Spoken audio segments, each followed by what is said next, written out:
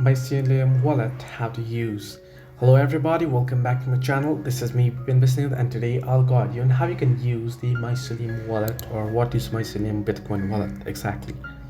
Now, Mycelium is a hot wallet that was launched in 2008. It is available in both iOS and Android and allows you to receive and send crypto using the Bitcoin payment network.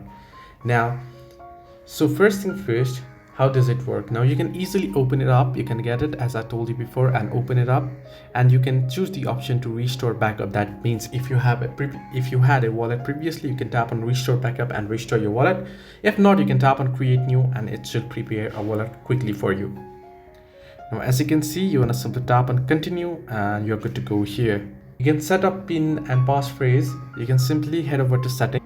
You can tap on the three dots at the top right corner and then tap on settings, and here you should be able to see various options where you can see the pin code option. You can simply tap on pin code and you can set up your pin code easily.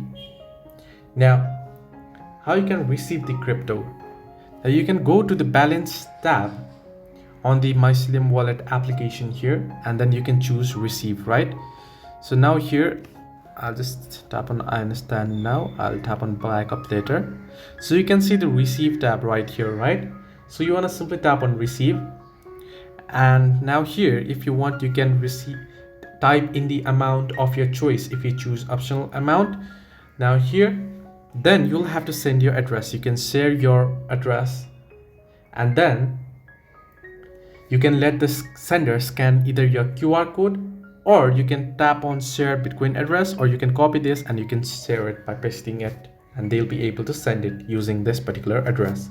Similarly, in order to send crypto here, you can simply on the balance tab again, you're gonna choose send. Then here you can scan the recipient's QR code, or you can paste the address sent to you from the clipboard. Manually type the recipient's wallet address as well. You can enter the amount you want to send from your wallet, then confirm the amount by tapping OK.